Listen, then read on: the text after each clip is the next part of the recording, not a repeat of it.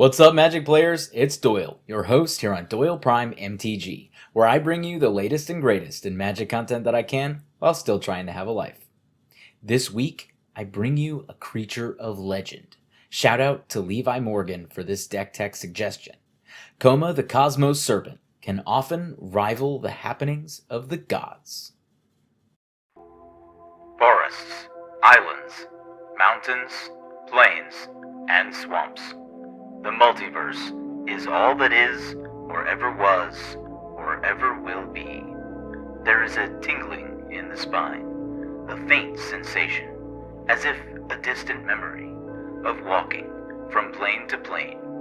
Our lives have been forever changed, as if by magic. Embark with me on this journey to eternity.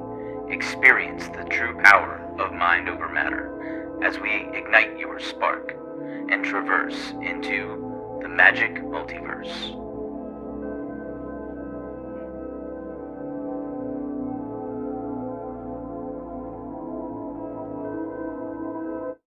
Koma the Cosmos Serpent is a high mana value commander at 3 green blue for a legendary 6/6 Serpent that can't be countered.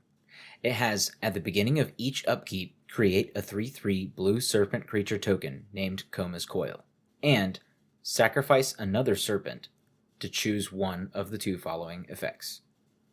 Tap target permanent, its activated abilities can be activated this turn, or Koma Cosmos Serpent gains indestructible until the end of the turn.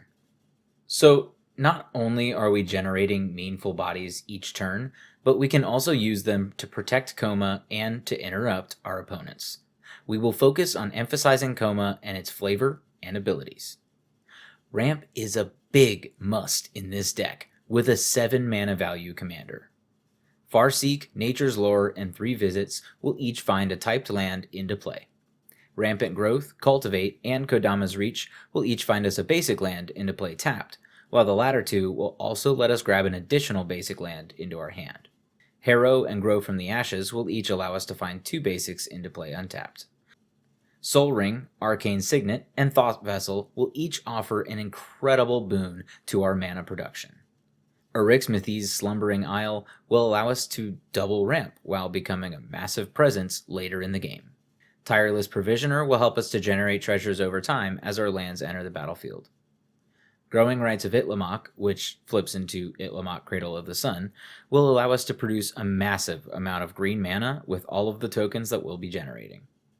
Nykthos Shrine to Nyx can also generate a large influx of mana based on our devotion to a specific color. And finally, Myriad Landscape will allow us to sacrifice it to put 2 basics onto the battlefield tapped in its place. Utilizing this mana, we will also want to draw cards to provide options for keeping Koma in power.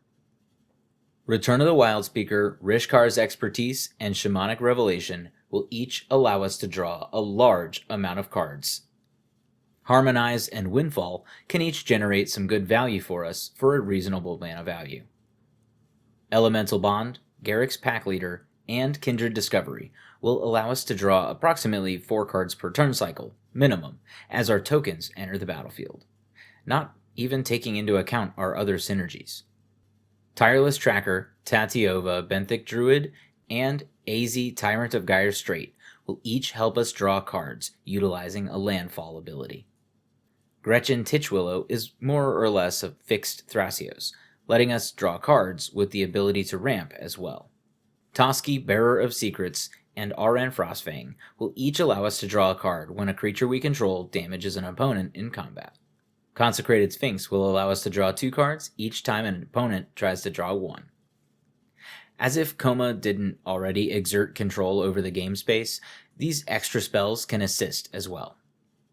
Lightning Greaves and Swiftfoot Boots can each grant our commander some protection as well as haste, allowing us to Voltron out into an aggressive game. We can take care of our opponent's creatures with Kenrith's Transformation and Reality Shift, which are each exceptionally effective on commanders. Nature's Claim and Force of Vigor can each remove an artifact, or 2. Beast Within will allow us to be a bit more flexible in the type of permanent that we blow up, replacing it with a 3/3 beast. We can even reuse these spells with Reclaim, Regrowth, and Balaged Recovery. Of course, Simic also has excellent board wipes too. Whelming Wave, Oversimplify, and Cyclonic Rift will each be devastating and leave us at such an advantage.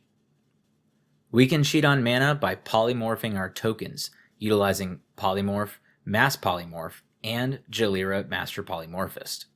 These can take a token and turn it into the next creature from our library. If you haven't been paying attention, all but one of our creatures are mana value 3 or greater. We can even change the token's form using Essex Fractal Bloom, allowing us to make a token copy of any creature that we control instead of our usual first token effect. Junkwinder helps us utilize our tokens for even more control, freezing a creature each time that we generate a token. Speaking of token generation, we can generate plenty of tokens on combat damage with Spawning Kraken and Old Gnawbone. With 9/9 Krakens and all that extra treasure, we are sure to feel the victory quite imminent. Taking us into victory lane, we will close out the game in style with our tokens. We can double up the amount of tokens we generate with Adrix and Nev Twincasters, Parallel Lives, and Doubling Season. This will vastly increase Koma's army of serpents. We can also vastly increase our token output with Scoot Swarm, Rampaging Baloths, and Tendershoot Dryad. Each of these cards generates a massive board state quickly with tokens. We can also copy Koma herself. Spark Double, Sakashima the Imposter, and Sakashima of 1,000 Faces can each safely copy Koma while ignoring the legendary rule. Having multiple outlets for victory is important. We can make our wide board tall, utilizing stuff like Beastmaster Ascension or Return the Wild Speaker, or even Alpha Status. We can grow our entire board, or even make Koma herself obscenely powerful, as she shares a creature type with the tokens that she generates. We can even make our creatures indestructible and give them flying, with Eldrazi Monument, while we can, at the same time, equip Koma with World Slayer. What could be more fun than continuously destroying everything other than our commander? Why, I'm glad you asked. Serpent of Spawning Depths makes all of our serpents unblockable except by other sea creatures. Koma will surely conquer these seas and all surrounding lands. Our color-fixing lands will include Command Tower, Breeding Pool, Flooded Grove, Hinterland Harbor, Rejuvenating Springs, Rimewood Falls, Simic Growth Chamber, Temple of Mystery, and Yavimaya Coast, leaving us room for 13 forests and 11 islands. That about wraps it up for this deck tech. I hope you enjoyed the video. You'll find the link to the full deck list on arcadeck.com in the description, complete with a maybe board. Let me know in the comments below if you would take this deck in a different direction, or if there are any key includes that I missed. Cheers, and happy casting! If you enjoyed this video, feel free to hit that like button, and also share it with your friends. If you want to see more videos like these, or hear me ramble about how to navigate this magic multiverse, go ahead and click that subscribe button to stay up to date on the latest from me, Doyle Prime, and the happenings throughout Magic the Gathering.